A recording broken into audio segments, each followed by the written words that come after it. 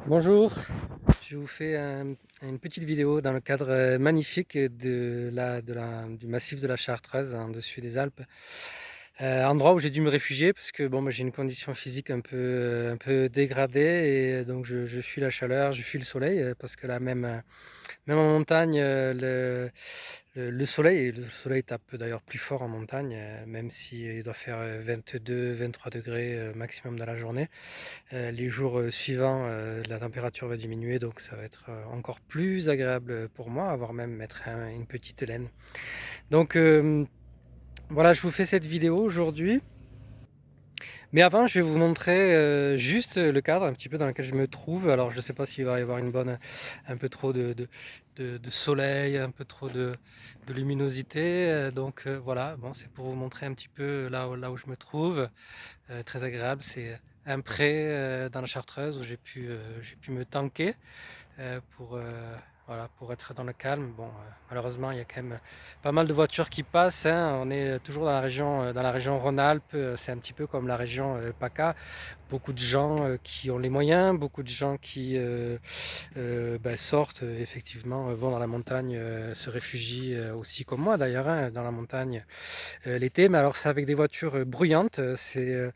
On a beaucoup de kékés, beaucoup de barbeaux qu'on entend faire vrombir le moteur jusqu'à le faire exploser, jusqu'à faire exploser mes oreilles surtout, et le calme. Donc voilà, bon après, effectivement, je fais comme je peux, j'essaie de trouver des endroits qui sont propices à pouvoir m'installer et pouvoir me reposer, et effectivement, voilà, sans trop de moyens. Donc là, aujourd'hui, c'est avec un petit peu d'énergie que je vous fais une vidéo sur un sujet qui m'a, moi, beaucoup touché pendant la guerre en Ukraine. La guerre en Ukraine qui, bien sûr, n'est pas terminée. Guerre en Ukraine, qui est un sujet qui porte beaucoup à controverse, comme les sujets qu'on voit à l'heure actuelle.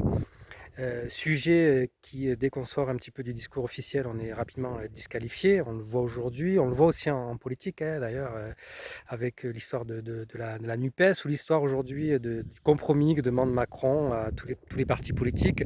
En gros, si vous ne coopérez pas à notre projet, si vous ne faites pas ce qu'on vous dit, vous êtes anti-républicain. Donc, exit le dialogue politique, exit la discussion politique, exit la diversité démocratique, et puis surtout exit le réel intérêt pour le peuple, pour les populations, parce qu'un projet politique est censé faire du bien, est censé apporter quelque chose aux populations, est censé apporter un progrès, et nous n'en sommes plus là, depuis fort longtemps. On représente des intérêts, différents intérêts, mais qui ne sont pas ceux de la masse, qui ne sont pas ceux de l'ensemble de la population. Si on veut se considérer comme une démocratie qui respecte le principe de pouvoir détenir de la richesse, de pouvoir accumuler de la richesse, en tout cas par le nombre, une démocratie est censée représenter la majorité, est censée représenter bien sûr divers groupes, représenter des minorités. Alors on va dire, on va faire représenter des minorités qui sont riches, mais on peut essayer de promouvoir leurs intérêts. Mais il faut toute proportion garder, et donc accorder à ces minorités-là, quand on accorde des choses à des minorités, c'est aussi parce que on est souvent face à des minorités qui sont fragiles. Et donc, bon, là, dans ce cas-là, il y a quand même beaucoup à réfléchir en termes déjà de représentativité de cette minorité-là, cette minorité riche. Et puis surtout, voilà, le bien commun se fait surtout pour la majorité, dans le sens où c'est la majorité aussi, pour satisfaire la majorité, c'est une question de prélèvement des ressources. Et c'est vrai que les riches prélèvent trop sur les ressources, que notre système en soi, système de pays riches, prélève trop sur les ressources de la planète, et qu'il y aurait effectivement un ratio à faire entre ce qui est disponible comme ressources, parce qu'au fond, c'est ça, l'argent n'a pas de valeur réelle. Ce qu'il faut, c'est pouvoir estimer quelles sont les ressources, quels sont les besoins des populations, qu'est-ce qu'on peut faire en réalité pour pas s'écrouler plus tard et pour pas faire qu'on n'ait plus rien, et qui pour le coup va nous amener, et qui est en train déjà de nous amener vers le pire. Et donc ne plus réfléchir selon, pour pouvoir maintenir un certain niveau de vie de certaines personnes, des caprices de certaines personnes, mais qui va au-delà de l'intérêt commun. Bref, tout ça c'était une parenthèse. Pour moi, le sujet que je voulais traiter aujourd'hui, c'était le sujet qui m'a choqué pendant la guerre en Ukraine, qui est bien sûr est toujours là. C'est le sujet les Ukrainiens sont culturellement proches de nous, proches des Français, proches de la France, tandis que les Syriens et autres Afghans et autres Africains du Nord et autres Éthiopiens, Somaliens seraient des gens qui seraient éloignés de notre culture et plus éloignés de notre culture. Donc voilà. Alors pour moi, encore, on en revient. Moi, je savais que je ne mâche pas mes mots, hein. C'est le régime de l'idiocratie, c'est-à-dire que déjà, on n'avait pas une population qui était super éduquée, on va dire, au 19e siècle, au 20e siècle. Et c'est pas par mépris que je m'adresse ou que je qualifie les populations qui sont peu éduquées. En réalité, il y a des gens qui sont peu éduqués, qui sont très intelligents, qui ont une capacité une perspicacité, une analyse politique, une analyse fine des choses, hein. C'est vraiment aussi un choix de vie comment dire, ouais, de se laisser aller au niveau de la pensée pour la pensée simple et pour la pensée facile, pour pas dire d'être con. Donc c'est un choix en fait qu'on fait à un moment donné, mais c'est aussi une responsabilité que les différents gouvernements n'ont pas assumé, c'est-à-dire à pouvoir mettre en œuvre une éducation de qualité, une éducation qui permet réellement aux gens de réfléchir aux enjeux et qui permet de comprendre un petit peu tout ce tous sont les enjeux autour de nous, l'utilisation des ressources, comment est-ce qu'on les utilise, comment est-ce qu'on répartit les ressources pour avoir une société qui soit équilibrée. Donc voilà, encore des parenthèses. Pour revenir donc à cette proximité culturelle de l'Ukraine, bon, on voit que c'est effectivement ça découle encore de cette représentation qu'a déjà l'Europe d'elle-même, hein, pas forcément que des gens peu éduqués, mais une espèce de représentation exclusive qui est née, qui est apparue à l'époque de la Renaissance, à l'époque de la post-romanité, on va dire, parce que la question, la notion d'Europe, la notion d'ensemble culturel homogène européen, est un mythe total, hein, il faut le dire, hein, c'est un mythe qui est pareil que celui de la nation unie, indivisible, etc. Tout ça, ce sont des mythes en réalité. Les nations, à un moment donné, se sont figées autour d'un roi, autour d'un monarque, autour d'une idée de nation. Mais ça aurait pu être là, comme ça aurait pu se faire autrement. Les frontières de la France ont bougé, elles se sont agrandies, elles ont diminué, et ainsi de suite. Bon, elles se sont beaucoup plus agrandies que ce qu'elles n'ont diminué, mais quoique si on prend les différents empires, quand il y a eu déjà Louis XIV, quand il menait ses guerres à l'extérieur de la France, et puis surtout Napoléon, qui a étendu le domaine français, l'empire napoléonien, bien au-delà des frontières françaises. Donc on a bien sûr des frontières qui sont fluctuantes. À un moment donné, un Allemand pouvait se sentir, est-ce qu'il pouvait se sentir français à l'époque de Napoléon, un Italien, un Hongrois, voilà, là où a mené en tout cas les limites de l'Empire napoléonien. Euh, mais ce sont effectivement, de toute façon, des notions qui sont très subjectives et très fluctuantes. On peut tout simplement aussi considérer que la Terre appartient à tous, que les limites et les frontières, que les projets de pays peuvent très bien bouger et on pourrait très bien modifier les frontières des pays.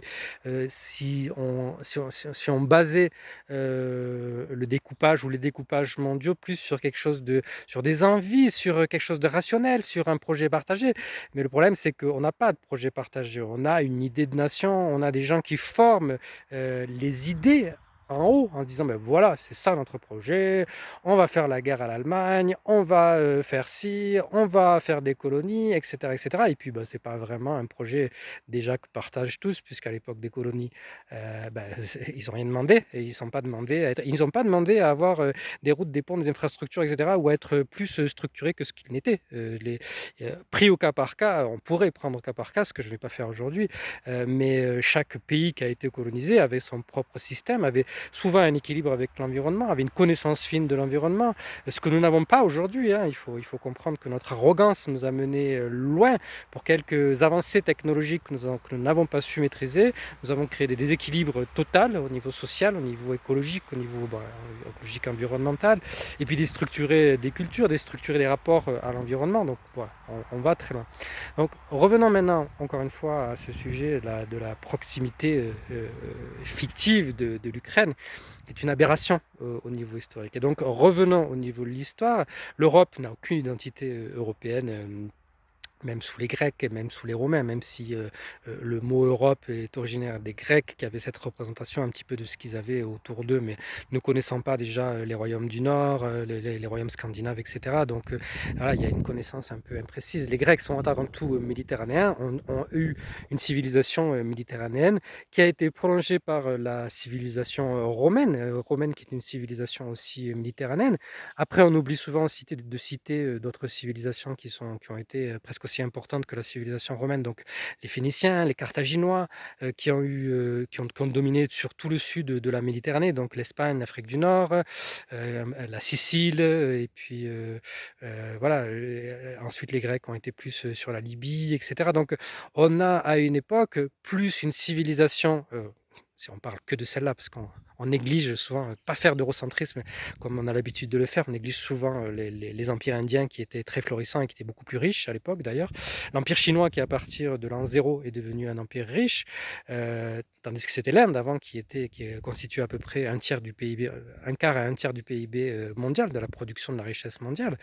Et donc on a, en tout cas, si on est eurocentré, on a, et là du coup c'est pas eurocentré, c'est méditerranéocentré, on a cette Méditerranée qui est qui est une Mare Nostrum, ce que les Romains qualifiaient de Mare Nostrum, c'est-à-dire notre mer, et tout tournait autour de cette Méditerranée, parce que la Méditerranée était source, on va dire, d'échanges.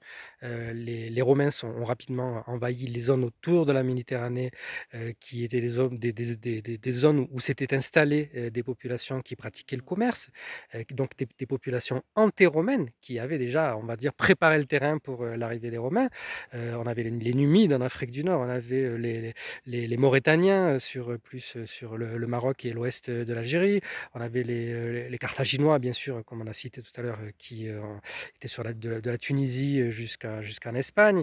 On avait on avait les Grecs, effectivement, qui étaient sur tout le pourtour est de la Méditerranée et jusqu'en Libye, et puis sur la Macédoine au nord, donc on s'étendait la culture grecque. Et donc, quand les Romains ont envahi, ils ont envahi tout un ensemble civilisationnel qu'ils ont uni, qu'ils ont unifié, et qu'ils ont ensuite étendu au-delà de la Méditerranée. Mais cet au-delà de la Méditerranée était souvent un annexe à la civilisation romaine principale qui était autour de la Méditerranée. Le cœur de la civilisation romaine, l'essentiel du limès romain, c'est-à-dire de ces limites de la romanité, du développement des infrastructures romaines, s'était fait sur le pourtour méditerranéen et accessoirement plus effectivement après au-delà du pourtour méditerranéen sur la Gaule romaine, mais après au-delà très peu en réalité. Même l'Allemagne qui a été un temps, la zone germanique qui a été un temps romaine n'a pas été autant, l'Angleterre non plus, etc. Donc on a vraiment une expression de la romanité sur le pourtour méditerranéen. Et donc sur la proximité déjà, on a cet empire romain qui est très symbolique, qui a duré quand même pratiquement 1000 ans, qui est très symbolique et qui réunit tous ces peuples méditerranéens. Donc vouloir dire que l'Ukraine est plus proche que l'Afrique du Nord est une aberration au niveau historique, un manque de connaissance totale, et puis qui découle un petit peu. Parce que en fait, ce sont des gens quand même qui sont très éduqués, qui relayent ce type de pensée. Et c'est ça qui est terrifiant, c'est-à-dire que c'est faire, c'est exclure tout un pan de savoir que ces gens-là sont censés avoir, hein, puisqu'ils ont eu accès à ce savoir-là. Quand certains ont fait de l'histoire, hein, et puis par la géographie, voilà, on connaît toutes les proximités culturelles qui peuvent se faire, qui peut y avoir entre l'Europe du Sud et entre l'Afrique du Nord, et incluant l'Europe du Sud, on peut inclure le sud de la France. Donc on a beaucoup de proximités culturelles, tant au niveau de culinaire, au niveau déjà le climat qui rapproche l'Afrique du Nord de l'Europe du Sud, l'Espagne, la France du Sud, l'Italie. Le nord du Maghreb, lui, est un climat méditerranéen avec exactement les mêmes paysages qu'on a ici, paysages qui petit à petit se dégradent vers un paysage désertique, plus on descend vers le sud, donc de steppes en passant par des étapes intermédiaires, donc des paysages stépiques et des paysages désertiques, mais avec un régime climatique qui est de toute façon proche, qui est celui d'un régime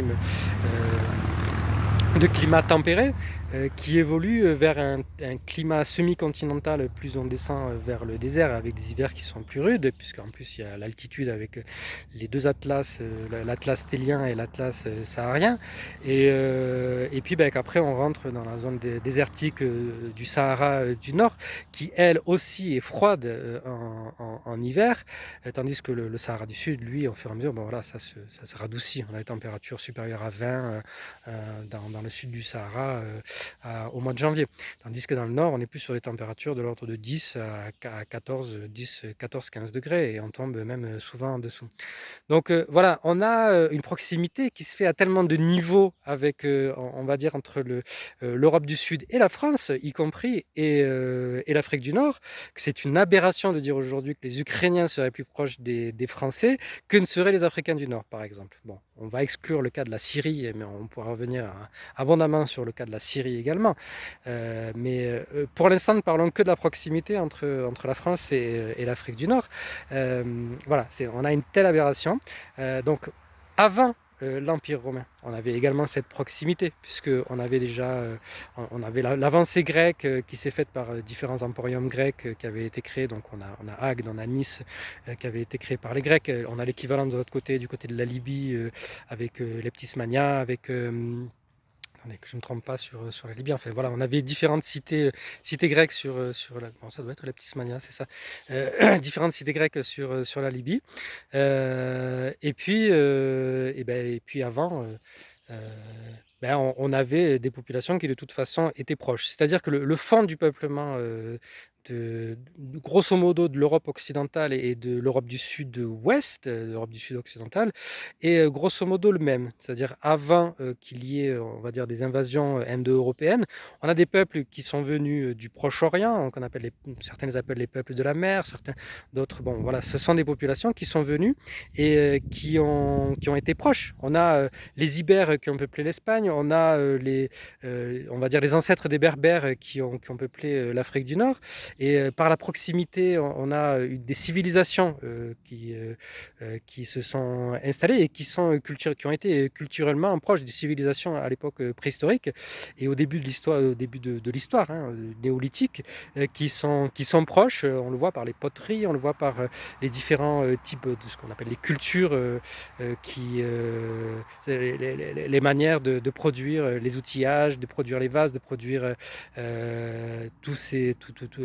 les artefacts, etc., sont très proches et sont identiques. Et donc on a toutes ces populations, on va dire ibériques, qui viennent du Proche-Orient, qui se sont installées jusqu'en Angleterre, jusqu'en Irlande. Et ensuite, on a eu les vagues de peuplement indo-européen qui ont migré lentement il y a à peu près 1500 ans, qui ont migré 1500 ans avant Jésus-Christ, et qui ont migré de la région à peu près de l'Ukraine, du Caucase, pour aller vers l'Europe de l'Ouest, où ils ont repoussé petit à petit ces populations qui étaient là avant les Indo-Européens et les ont repoussés vers les limites, vers, on va dire, la Bretagne, la Galice, et certaines parties de l'Espagne. Et ensuite, ont fusionné avec ces populations et ont créé certaines cultures comme la culture celtique, notamment, culture celtique qui n'est pas une culture proprement parlée nordique, même si elle a des liens par les invasions indo-européennes, mais qui est avant tout une culture qui était une culture européenne avant les migrations indo-européennes. Donc on a une proximité ethnique, on a une proximité culturelle, on a une proximité géographique, on a une proximité climatique, et puis qui s'est entretenue pendant des millénaires et des millénaires, qui fait que aujourd'hui il est c'est totalement arbitraire aujourd'hui. Toutes ces frontières qu'on a entre l'Europe occidentale et l'Afrique du Nord sont totalement arbitraires, c'est totalement un choix.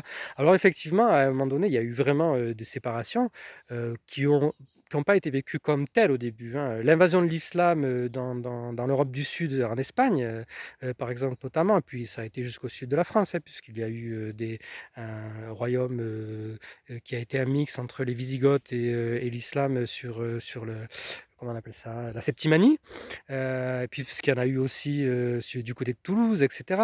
Donc on a eu, voilà, même en France, quelques effleurements, qui n'ont pas duré longtemps, qui ont duré entre 40 et 50 ans. Et puis, surtout en Espagne. Alors il y a une continuité, et il y a une persistance en tout cas, de l'islam et de la civilisation musulmane dans l'Espagne qui a duré quelques siècles. Ensuite a été ramenée, à sa plus petite expression, dans le sud-est, de l'Espagne, en Andalousie et qui donc voilà, il y a eu ces différents, il y a eu ces différents moments, mais qui n'ont jamais été vécus, comme choc des civilisations, tel qu'on le présente, par l'histoire. Déjà l'invasion de l'Espagne avec, à l'époque, c'est il y a été avec beaucoup de petits royaumes, espagnols, qui, ont passé des pactes avec, les musulmans, heu, pour qu'ils soient alliés, pour qu'ils aident à, lutter contre tel autre roi et avec lesquels ils étaient en conflit et c'est ça qui a été à l'origine de l'invasion, de la péninsule ibérique. Une petite seconde. Donc voilà, on a ces barrières-là qui ont commencé, on va dire, à s'ancrer déjà en Espagne, mais pas immédiatement. À l'époque de la Reconquista, ces barrières-là ont commencé à se manifester.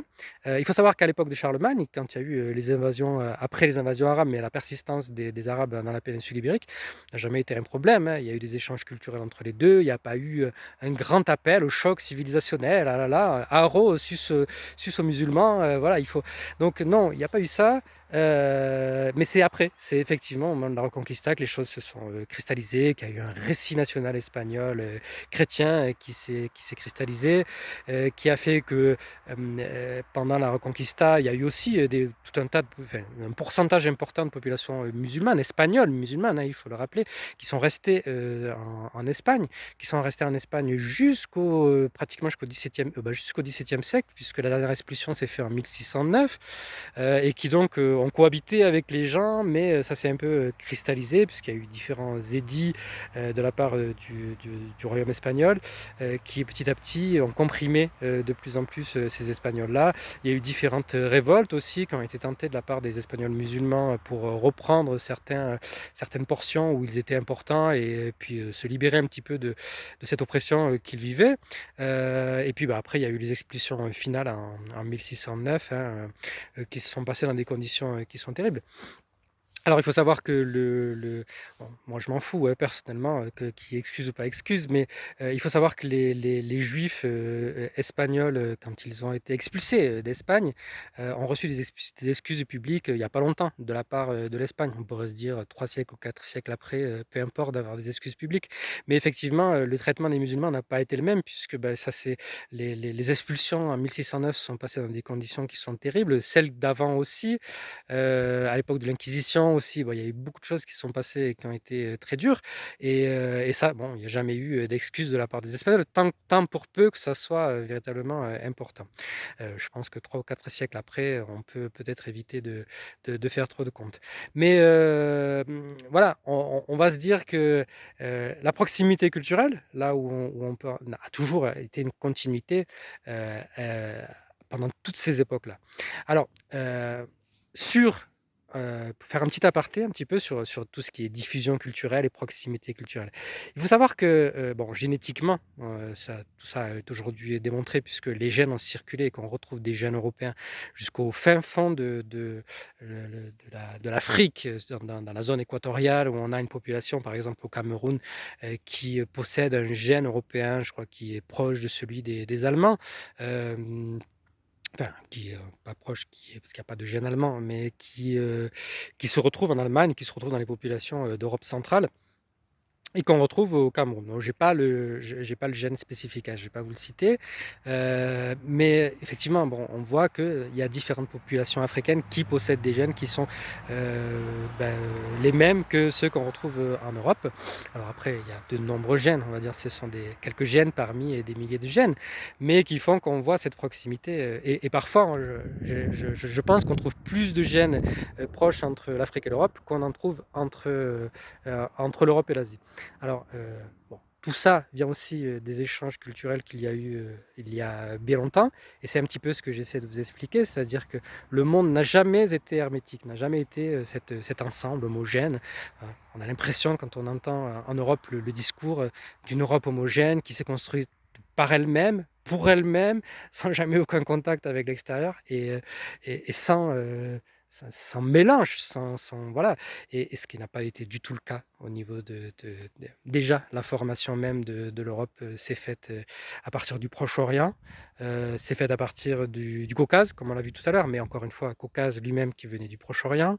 Donc une grande partie du peuplement européen s'est fait à partir du Proche-Orient. Comme une partie aussi, mais il y a plus longtemps encore, du peuplement asiatique s'est fait à partir du Proche-Orient, parce que c'était une porte d'entrée de l'Afrique. Mais le peuplement européen venant du Proche-Orient est plus récent que le peuplement qui est très ancien et qui, lui, a colonisé toute l'Afrique, toute l'Asie, et a créé les différentes variétés de peuples qu'on trouve en Asie. Avec un peuplement quand même aussi plus récent en Asie, c'est le peuplement indien, et puis les Indiens qui ont reçu aussi cet apport indo-européen, un peu plus tardif, qui aussi le rapproche de l'Europe.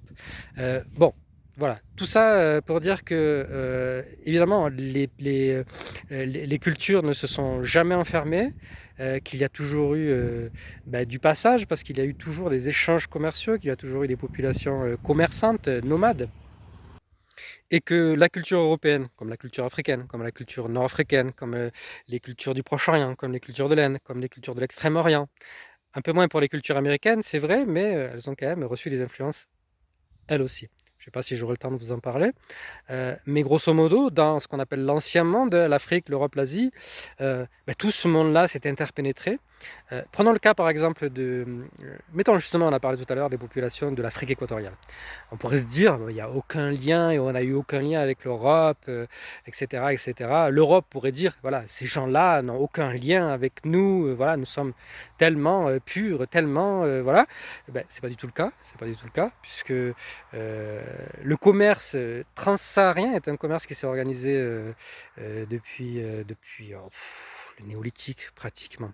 Depuis le néolithique, depuis l'arrivée du cheval et l'arrivée du chameau, eh bien, on a des populations qui ont, excuse-moi, entre chameau et dromadaire, je ne vais pas faire d'erreur, mais depuis l'arrivée du chameau de Bactriane, alors je pense que c'est dromadaire, alors depuis l'arrivée du dromadaire, on a eu des populations qui ont organisé le commerce, un commerce transsaharien. Alors déjà, on a eu toute l'organisation des oasis. Voilà, pour ceux qui ne le savent pas, je vous le rappelle, les oasis ne sont pas des petits îlots artificiels, spontanés qui ont jailli de la nature. Non, les oasis sont des réalisations humaines complexes qui, à partir de forages, à partir de l'exploitation de sources d'eau, ont transformé, ces populations-là ont aménagé tout un ensemble paysager et agriculturel et nourricier, donc agroalimentaire, agroforestier, autour de points d'eau qu'ils ont soit créés, soit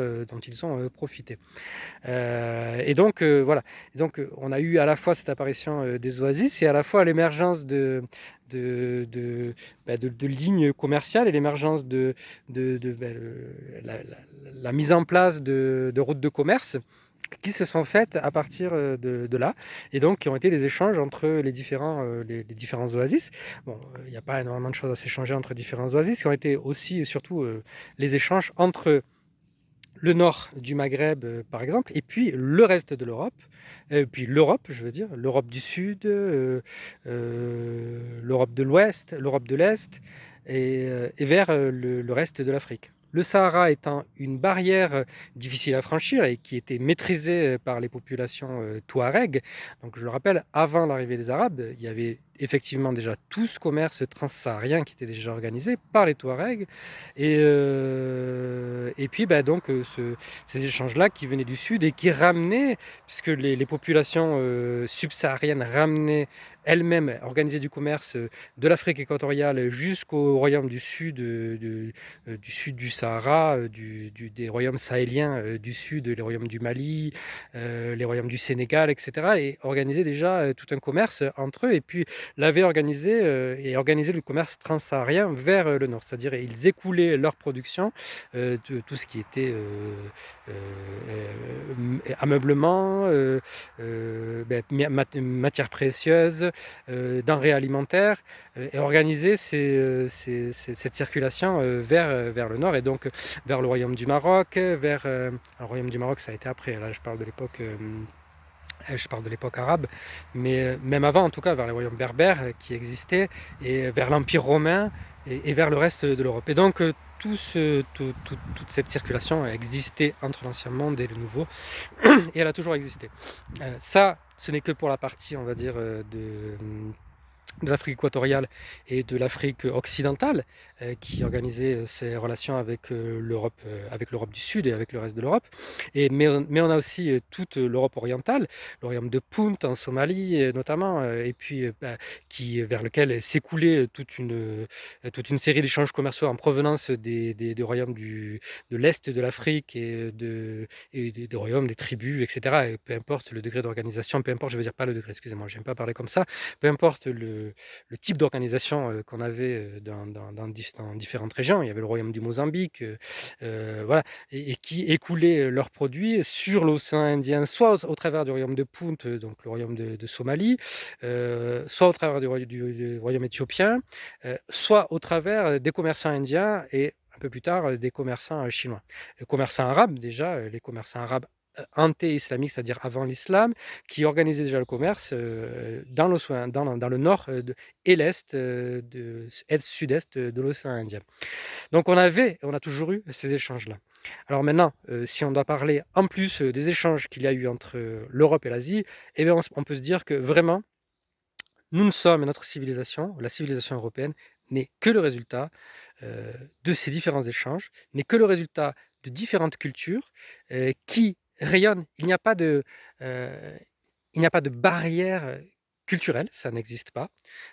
Il y a des barrières culturelles qui ont été instaurées à un moment donné, et on s'est dit, où des gens se sont dit, bah, on est fort, etc., etc. Les Chinois, par exemple, l'ont fait à un moment donné. Ils ont fermé l'Empire chinois. Je crois que c'est soit sous les Han, sous les Ming, je ne sais plus exactement, mais ils ont fermé l'Empire chinois, considéré que le reste du monde était des barbares, mais laissé quand même passer au compte-gouttes différentes personnes. On a eu Marco Polo qui en a été l'exemple, mais les arrivées dans l'Empire chinois étaient des arrivées qui étaient surveillées, qui étaient réglementées. Vous allez me dire peut-être comme aujourd'hui, alors c'est peut-être une ancienne pratique chinoise, hein, c'est pas forcément lié que à l'espèce de pseudo-communisme que vit la Chine à l'heure actuelle, mais effectivement tout ça a été très surveillé, à l'inverse d'autres pays comme l'Inde, qui elle était plutôt un empire ou un espace à ciel ouvert, qui a été le, le débouché de nombreuses civilisations qui sont arrivées souvent de l'Ouest et qui ont envahi l'Inde et qui ensuite se sont mêlées à la culture indienne. C'est un autre sujet.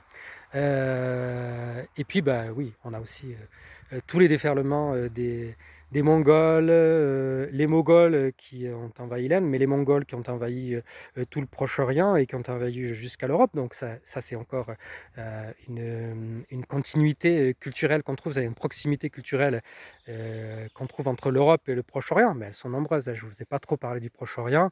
Je vous ai dit, je ne sais pas si j'aurai le temps de parler de la Syrie, mais voilà, on a un monde qui n'a jamais eu de barrière culturelle.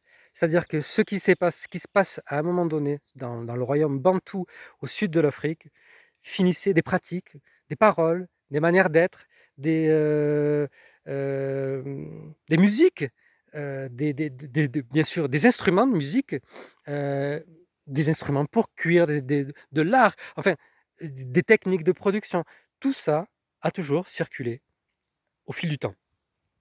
Et il est donc d'une arrogance incroyable à un moment donné que l'Europe qui a accumulé tout ce savoir qui a été le résultat, la Renaissance elle-même est le résultat de tellement de produits, de l'impact qu'a eu le choc, le choc entre guillemets, quoi, l'impact qu'a eu du fait de la proximité des royaumes musulmans, le fait que l'islam ait envahi la Sicile et qu'il y a eu on va dire, il y a eu les royaumes normands qui ont continué à entretenir les populations musulmanes qui étaient en Sicile et qui se sont enrichis du savoir, puisqu'ils ont créé vraiment une cour spéciale où étaient représentés les musulmans, où étaient représentés les Siciliens et, euh, et différents savoirs qui étaient représentés à cette cour-là et qui ont préparé, on va dire, la diffusion des techniques qui venaient du monde arabe dans l'Italie, qui ont préparé la Renaissance italienne, puisque c'est quand même de deux endroits que sont partis un peu cette Renaissance et cet enrichissement, c'était de l'Espagne et de l'Italie. Et ces deux pays-là ont reçu l'apport de la civilisation arabe, en tout cas la Sicile, en tout cas en Italie, un peu le sud de la botte, mais très peu, surtout la Sicile, où ils sont quand même restés 250 ans, et puis l'Espagne. Donc on a cette continuité, on a une renaissance qui va toujours s'enrichir d'apports, puisque l'Espagne va ensuite amener tout un tas de choses, et c'est là où l'Amérique contribue pour la première fois, on va dire, à l'enrichissement de l'ancien monde. Je ne parle pas de l'Europe, parce que ben, on a toujours ce défaut de voir les choses eurocentrées, mais ce que les Espagnols ont apporté, alors les Espagnols ne sont pas partis tout seuls, ils sont partis avec des Mauresques, ils sont partis avec des Morisques, c'est-à-dire les populations descendants ou les musulmans d'Espagne, ils sont partis parce qu'ils n'étaient pas encore, ils n'ont pas encore été expulsés en Afrique du Nord. Donc ils sont partis avec eux. Ils sont partis avec de nombreuses populations différentes, hein, d'ailleurs, hein, quand ils ont colonisé l'Amérique. Donc cette colonisation de l'Amérique a ensuite ramené beaucoup de denrées, de produits nouveaux, le maïs, la tomate, la pomme de terre et tout ça, qui ont été réappropriés, pas que par l'Europe. Ça a été un changement radical pour beaucoup de pays, pour l'Afrique du Nord, pour le Proche-Orient, pour l'Inde, qui s'est mis à découvrir tout un tas de produits qu'elle ne connaissait pas. Et c'était ça, le monde était merveilleux de cette circulation de progrès, d'invention. Et ça s'est toujours fait comme ça. Ça s'est toujours fait comme ça. Et donc ça a été d'une arrogance suprême.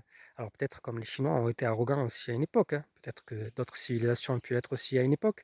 Mais je crois qu'on a atteint des sommets d'arrogance euh, qui a caractérisé le système capitaliste en se disant, ben, nous avons trouvé, c'est-à-dire en coupant tout ce qu'il devait au reste de l'humanité, nous sommes les meilleurs, nous sommes les plus forts, nous sommes supérieurs, nous sommes la race supérieure. Et ils ont continué comme ça, et c'est quelque chose qui reste dans la mentalité encore aujourd'hui, cette représentation de l'Europe. Et c'est très flagrant quand on voit cette idée d'une Ukraine qui serait proche, alors que, voilà, pour revenir au sujet de l'Ukraine, c'est une aberration de dire que l'Ukraine serait proche du reste, enfin, de l'Europe occidentale. Parce que l'Ukraine, bien évidemment que l'Ukraine partage des choses avec le reste de l'Europe. L'Ukraine est le berceau, on va dire, culturel et civilisationnel de la Russie et de l'Empire russe. C'est pour ça qu'il y a tant de problèmes avec l'Ukraine, mais les problèmes sont beaucoup plus profonds et beaucoup plus nombreux que ça. On pourrait parler du rôle de l'OTAN qui existe depuis un certain nombre d'années. La pression face à la Russie, du bloc capitaliste face au bloc soviétique qui a ensuite perduré, et la Russie a connu pas mal d'humiliations. Mais c'est un autre sujet, moi je ne vais pas rentrer sur ce sujet-là maintenant. Euh, qui fait que bah, l'Ukraine est proche plutôt de la Russie. Alors, est-ce qu'on considère que la Russie est plus proche de l'Europe que ne serait l'Afrique du Nord de l'Europe? Bah, si vous le dites, il faut dire pourquoi. Parce que bah, c'est un petit peu le défaut de tout notre système médiatique et de toute notre pensée à l'heure actuelle. C'est-à-dire qu'on dit des choses, mais on ne dit pas pourquoi. Et on ne sait pas expliquer pourquoi. Ce sont des choses qui sont passionnelles, qui viennent du cœur, c'est la haine qui vient du cœur aussi, le mépris qui vient du cœur. Euh, et qui rend les gens arrogants, alors que ben, modestement, en fait, culturellement, ben, on est plus proche de l'Afrique du Nord qu'on ne l'est de l'Ukraine. Et ça appelle à beaucoup plus de modestie. Et ça, on ne veut pas, parce que ben, l'Afrique du Nord a été un jour assimilée à ce qui était inférieur, parce que ben, il y a eu ce duel entre le nord et le sud de la Méditerranée à l'époque des États barbaresques qu'on a beaucoup amplifié, qu'on a beaucoup déformé dans la réalité de ce que c'était, mais c'était un affrontement, on va dire, de puissance. On avait effectivement cette notion d'européanité qui est née pendant la Renaissance et puis l'expansion européenne, cette continuité culturelle, il y a eu ce discours, ce récit européen qui est né, et puis ben, on avait cette France, ce Royaume-Uni, qui ont supplanté un peu toutes les autres puissances méditerranéennes. Il faut voir que le duel n'était pas qu'envers les États barbaresques, hein, c'est-à-dire les États, le Dey d'Alger, le Dey de Tunis, et puis quelques expressions du royaume marocain. Puis il y a aussi bien sûr le Dey de Libye et de Tripoli. Euh, il était aussi avec les commerçants génois, il était avec les commerçants vénitiens, les commerçants ioniens du côté de la Grèce, qui eux participaient, qui étaient des acteurs très importants du commerce en Méditerranée, et qui se sont vus évincés petit à petit du commerce en Méditerranée, jusqu'à la domination totale de la France et du Royaume-Uni sur la Méditerranée, qui s'est produite au début du 19e siècle, fin du 18e siècle, début du 19e siècle.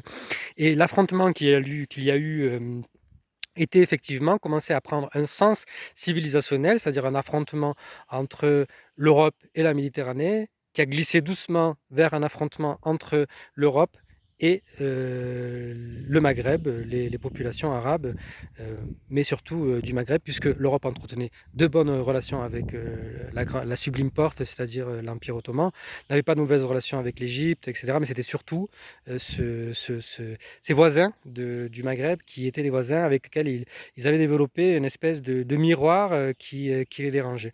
Et effectivement, parce qu'ils détenaient une grande partie du commerce de la Méditerranée, qu'ils avaient une puissance navale qui était très forte et qui dérangeait les ambitions de la France et de l'Angleterre. La France qui s'est retournée aussi vers les États d'Afrique du Nord parce qu'elle avait subi des échecs en Inde, et notamment, et qu'elle avait pas, et que c'est l'Angleterre qui a gagné on va dire, l'exploitation et l'expansion coloniale dans le sud de l'Inde, puisque pendant longtemps, ça ne s'est vraiment réduit qu'au sud de l'Inde, hein. Le reste de l'Inde n'a vraiment été envahi qu'au 19e siècle. Tous les États du Nord, l'empire moghol qui restait dans le nord-ouest de l'Inde, était encore un empire très puissant, et que les Anglais ont dû prendre du temps pour les affaiblir. Mais ça, c'était voilà, la tactique des Anglais, c'est un autre sujet. Euh, et donc, voilà, on a cette confrontation de puissance entre le Maghreb et l'Europe, et surtout la France. Et qui a été, cette affirmation de puissance a produit ce mépris envers des populations qui n'ont jamais été considérées comme lointaines, et puis qui d'un coup sont devenues des populations lointaines, et des populations de notre temps, etc., etc. Et on a construit tout le discours autour de ça. Et pourtant, ces populations qu'on considère aujourd'hui comme des gueux, bon, ont été les populations les plus riches du bassin méditerranéen pendant tout le début de l'époque islamique, et jusqu'au 16e, 17e siècle, sont considérés aujourd'hui comme des gueux. Et surtout, ne pas ressembler à ces populations-là. On a l'impression qu'on est... Alors, et pourtant, quel intérêt? Pourquoi? Qu'est-ce qui, à un moment donné, s'approche de la raison pour dire nous ne sommes pas pareils qu'eux? Qu'est-ce qui fait? Mais même, bon, là, je vous le dis parce que ce sont des populations qui sont proches, parce que la France est à 600 kilomètres de l'Afrique du Nord, que l'Espagne est à 20 kilomètres, que voilà, qu'est-ce qui fait qu'à un moment donné, on peut se prétendre, ou on peut se dire, mais nous ne sommes pas comme eux, ils sont tellement différents de nous. Qu'est-ce qui peut permettre de dire ça au fond? Est-ce que c'est pas dégradant pour soi de dire ça? Est-ce que c'est pas prétentieux en soi, mais ça ne construit rien, ça ne nourrit rien à l'intérieur? C'est prouver qu'on est vide à l'intérieur parce qu'on n'a pas de, on n'a rien d'autre à proposer, on n'a rien d'autre de constructif à proposer. Et c'est là un petit peu où réside le malheur de notre civilisation. C'est qu'au fond, elle se réfugie derrière des fausses barrières, elle se met des murs d'incompréhension, des murs de mépris, parce qu'elle n'a rien à proposer. Enfin, des choses ont été inventées, c'est formidable, mais avec ces choses-là, on aurait pu faire tellement mieux, tellement d'égalité, tellement de solidarité, une bonne gestion des ressources. Et là, on a eu quelque chose de catastrophique pendant 200 ans. On appelle ça le progrès, mais c'est pas un progrès. Ça aurait pu être un progrès.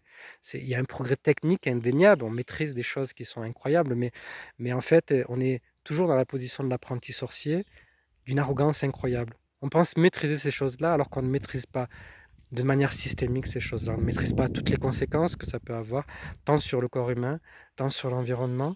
Et puis, par rapport au mépris des autres peuples, on s'en fout. Il y a des gens qui en meurent de tout ça, et on s'en fout carrément. Voilà ce qu'on est. On est ça. Alors évidemment, il y a beaucoup de populations, beaucoup de gens dans les pays européens qui ne sont pas comme ça. Certaines personnes ont vraiment, ont une conscience, ont réalisé cet état de fait. Certaines personnes proposent, ont des projets, ont quelque chose de très constructif au niveau, civilisationnel.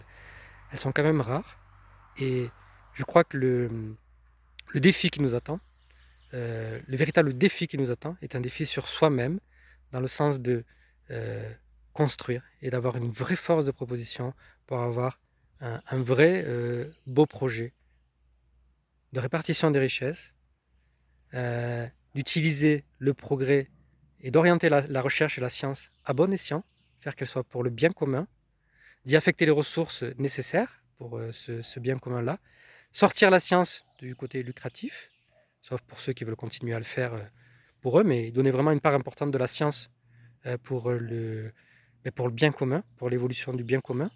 Je veux dire, on aurait pu imaginer un monde aujourd'hui de, avec les ressources qu'on a, sans d'équilibre, où on aurait pu imaginer un rapport avec la nature qui aurait été incroyable. Nous imaginer vivre dans des espaces plus ou moins urbanisés, avec laissant des côtés totalement sauvages de la nature, et puis des côtés mixtes, et des côtés où nous serions plus ou moins dans notre système anthropisé, qui n'est pas un système naturel, qui est un système aménagé par l'homme, mais avec de la nature, avec effectivement des choses qui sont très belles, mais toujours dans notre système anthropisé où notre poids est quand même souvent pesant. On aurait pu imaginer des ponts qui traversent entre des systèmes anthropisés, mais qui ne touchent pas la nature. On aurait pu imaginer aussi que pour l'aménagement du territoire qui a été laissé totalement aux mains des intérêts économiques et à l'encontre du bon sens, on aurait pu imaginer tout un système de navigation, de circulation par des petites navettes ou par des petits rails qui amènent les gens de commune en commune, et où les gens n'auraient pas besoin de voitures individuelles, où tout ça serait fortement rationalisé, c'est-à-dire qu'on utiliserait très peu de ressources pour faire tout ça. On pourrait même le faire à une vitesse relativement rapide, supérieure à celle des automobiles à l'heure actuelle, qui nous emmerdent et qui nous encombrent, où on est obligé d'y consacrer un budget important. Mais non, on n'a rien fait de tout ça, c'est-à-dire qu'on ne s'est pas posé, on s'est pas posé autour des ressources, on ne s'est pas posé sur un dialogue d'ensemble avec toutes les parties de la population pour dire, ben voilà, voilà où on en est, voilà voilà comment on peut utiliser les ressources, voilà vers où on pourrait diriger la recherche et l'ingénierie pour faire que qu'on allège notre empreinte sur l'environnement et que on construise des aménagements qui nous permettent à tous de circuler facilement et de pas trop alourdir nos vies, de pas enchaîner nos vies à une notion de pas enchaîner nos vies à une notion de devoir travailler sans cesse pour des choses dont on ne comprend pas le sens, mais plutôt de contribuer à l'amélioration du paysage, à l'amélioration des techniques, à l'amélioration, à l'aménagement du territoire, au service aux personnes, au service de proximité. Voilà, on aurait pu avoir vraiment ce dialogue-là qui aurait pu être construit. On aurait pu avoir également, et je pense que ça va être un peu la clé de de ce qu'on devra faire dans l'avenir, et moi c'est ce que je porte avec le territoire exemplaire, et qui est un projet que je mène. Vous pouvez le consulter sur la page Facebook Le Territoire Exemplaire. Euh, L'idée de satisfaire le maximum de ses besoins dans la proximité. Et donc, bon, ça nécessite à un moment donné de créer effectivement des territoires qui ont la taille d'un département. Et sur ces territoires-là, on y concentre le maximum, on concentre le maximum de nos besoins en installant un système de production qui est adéquat et qui se distribue vers les populations, et les populations qui ont un accès à des prix intéressants à cette production-là. Donc c'est de l'ingénierie de production, et c'est de l'ingénierie pour les coûts, pour savoir réduire les coûts et faire que les coûts soient accessibles, ou alors que les salaires soient suffisamment élevés pour pouvoir acheter cette production-là, mais fonctionner dans un circuit local. qui satisfait 90% de nos besoins. Et en partant, on peut très bien partir de l'idée du plus proche, même sans partir sur cette idée de territoire qui est de la taille d'un département, on peut partir de l'idée, et c'est de là que peut se faire le démarrage, du plus proche. C'est-à-dire que organiser déjà le maximum de ces échanges, se concevoir comme communauté du plus proche, une communauté de territoire, une communauté qui n'est pas basée sur une idée ethnique, qui n'est pas basée sur ouais, moi, c'est chez moi ici, c'est mon village, toi tu es du village d'à côté, tu te mêles pas, tu viens de vivre chez nous il y a 2 3 ans, tu te mêles pas de nos affaires. Voilà, non. Une conception communauté de territoire, c'est-à-dire les gens qui vivent sur un territoire, qui discutent ensemble et qui essaient de satisfaire l'ensemble de leur une grande partie, le maximum de ce qu'ils peuvent. Si c'est 10%, si c'est 20%, à partir de leur proximité, de leur voisinage déjà, leur voisinage de quartier. Et ça s'étend ensuite, ça s'étend à l'échelle de la commune. La commune qui devrait être le noyau un petit peu de l'organisation des activités, en optimisant l'occupation des sols, c'est-à-dire en décidant déjà de quelle manière les sols sont occupés. Euh, contre, à l'encontre de, mais par le dialogue bien évidemment, mais à l'encontre des intérêts, de certains intérêts des propriétaires fonciers, mais bien évidemment par le dialogue, peut-être par une rémunération, évidemment, tout ce genre de choses qui doivent être vécues comme ça, mais qui ramène l'occupation des sols, qui amène l'occupation des sols comme enjeu majeur de satisfaction de nos besoins. C'est-à-dire qu'on a des sols qui doivent être réservés pour l'alimentation. On a une partie qui est déjà urbanisée, qui est déjà bétonnée et qu'on doit aussi occuper pour la production. On peut très bien aussi imaginer une production qui est intégrée dans la nature et qui soit totalement intégrée au niveau qui fonctionne en circuit fermé et qui rejette à la nature des rejets qui peuvent être valorisables. Mais totalement, cette fois pas un truc greenwashing, hein. Donc on peut imaginer comme ça, voilà, qu'on part petit à petit du plus bas pour satisfaire l'ensemble des besoins, pour arriver ensuite à faire qu'au niveau national s'organisent uniquement des grands besoins, uniquement des productions qui ne peuvent pas être effectuées à petite échelle, et puis qu'on ait au niveau national une espèce de représentation pour l'international et pour s'entendre dans le concert mondial et en imaginant que tous les pays du monde suivent aussi les mêmes procédés pour arriver à résoudre ce défi, ces défis environnementaux et sociaux qui sont à l'œuvre et qui nous menace gravement, mais très gravement, on y est, c'est là, l'effondrement est là. Il n'est pas dans 10 ans, il n'est pas dans 20 ans. C'est vraiment encore une légende de ce système, de nous faire croire que l'effondrement sera dans 10 ans ou dans 20 ans. Il est là.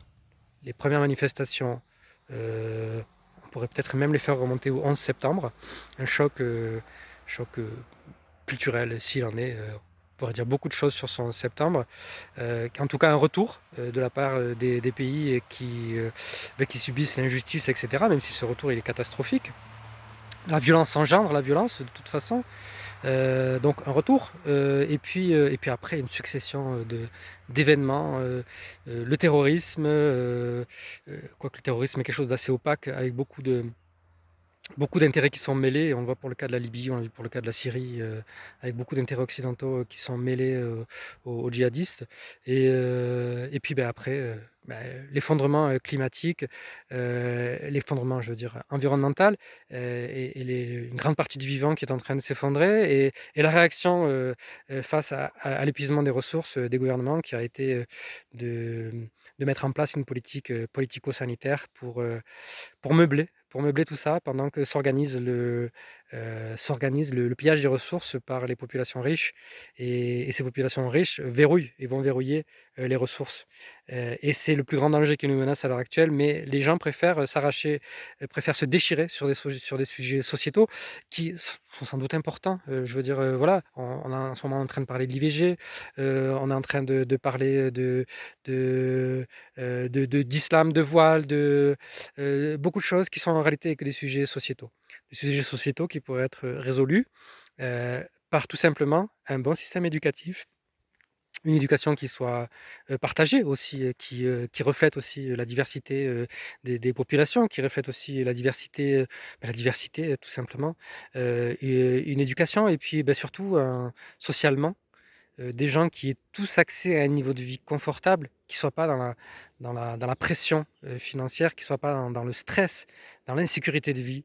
Heu, voilà et là, je pense que tout le reste, en fait, ce sont des faux débats qu'on peut avoir après, quand tout le monde aura à manger, quand, heu, quand tout le monde aura à manger comme il faut, quand tout le monde ne sera plus en insécurité de vie, ne sera plus en insécurité aussi, environnementale, oui, on pourra parler de ces sujets-là, on pourra en faire des sujets prioritaires, ce que les gens veulent après, pour en discuter.